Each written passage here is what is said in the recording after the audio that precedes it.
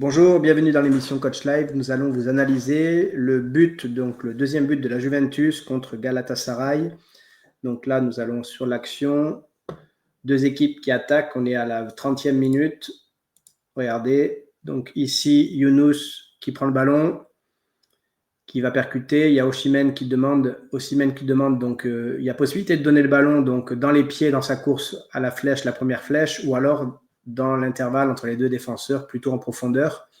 Donc là, le joueur Yunus limité Thuram, mais il faudrait faire presque de l'extérieur une passe dans la zone jaune pour l'attaquant qui demande. Donc au premier coup, il peut la donner dans la profondeur, ou au deuxième coup, plutôt à l'intérieur, puisque l'attaquant fait un appel contre appel, donc il va sur l'extérieur, après il rentre à l'intérieur. Mais pareil, Thuram ne le donne pas. Donc là, on continue l'action. Ici, un joueur qui est hyper déterminant dans l'action. Ici, le numéro 34. Donc, numéro 34, donc Torreira, qui est vraiment déterminant. Donc, qui a récupéré le ballon. C'est lui qui va dans l'impact et qui récupère le ballon, qui le demande aussitôt. Donc, on voit qu'il est hyper influent dans son jeu, dans son équipe, puisque là, on lui donne tout de suite. Donc, on voit bien, il fait bien le travail parce qu'il ne donne pas le ballon, il calme. Ça permet à toute l'équipe de se remettre en place. Ça fait deux actions coup pour coup. Donc, il laisse le temps à tout le monde de reprendre ses esprits, de se calmer. Donc, ça, c'est super intéressant. Donc là, du coup, la Juventus se remet en position. Du coup, le Galatasaray, pareil, reprend ses positions pour repartir sur une attaque plutôt placée et être un peu plus tranquille après les deux actions enchaînées. Donc là, du coup, il va donner à Sarah. Non, ici, là, pareil, les deux milieux sont entre eux, on voit bien qu'ils se cherchent. Donc, on leur donne le ballon. C'est les joueurs qui font la possession et qui font le jeu dans leur cœur du jeu du match. Donc, on voit bien qu'on leur donne la possibilité de le faire. Ici, la passe pour donc Torreira, Sarah, elle va lui donner. On voit bien qu'il est quand même entre les joueurs de la Juve, donc dans l'interligne. Dans l'idée, pourquoi pas, sauf qu'ils sortent sur deux actions. Est-ce que c'est pas mieux de faire tourner et de prendre le temps, de faire souffler? Donc là, en tous les cas, eux ne le voient pas comme ça. Donc, ils sont dans la débauche d'énergie. Ils n'ont pas tort sur la totalité du match. Donc ici, il donne le ballon à Torreira qui veut faire un appui remise avec l'attaquant.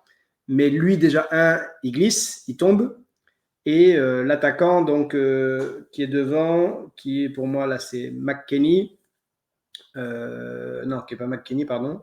Qui veut recevoir le ballon, se retrouve de nouveau Yunus avec un appui remise, sauf que le défenseur va lui passer devant. Donc là, du coup, avec Moreira qui est au sol, je vous ai surligné les lignes, quoi, la zone. Ici, la zone assurée, en fait, c'est si ça bascule côté attaque de Galatasaray contre Juventus, on aurait eu un 4 contre 4 s'il y avait eu l'appui remise comme c'était demandé. On voit Osimhen qui fait la demande dans le dos de l'appui de l'attaquant qui décroche. D'accord. Donc ça, c'est voulu. Donc il y a bien une solution à l'intérieur. Sans doute, c'était ceux qui étaient vus par peut-être dans les briefs avant avec les analystes.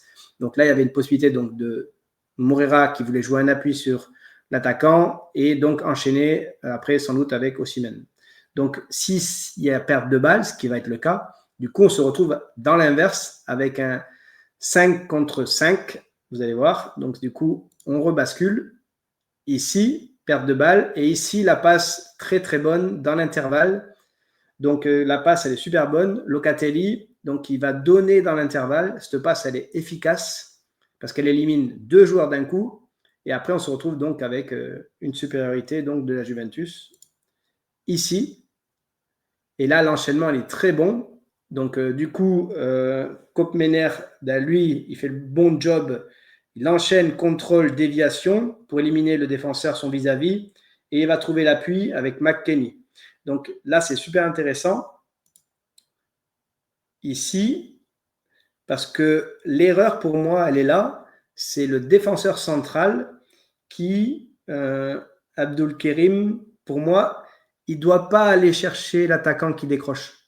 Puisqu'il est le dernier défenseur, il doit s'occuper de surtout ce qui va au but, puisque le joueur, l'autre attaquant qui était avec lui, il est dos au jeu, donc il n'a pas grande influence, on va dire, puisqu'il est dos au jeu, et le joueur qui est face au jeu, donc Koopmener, c'est lui la problématique.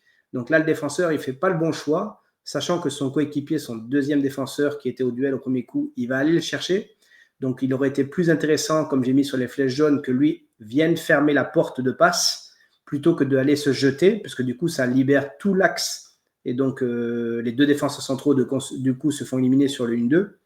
Donc là, typiquement, le mauvais choix, profondeur et l'enchaînement est magnifique. Mais là, on va le voir encore mieux. Ici, hop, là, le défenseur, il ne fait pas le bon choix de sortir.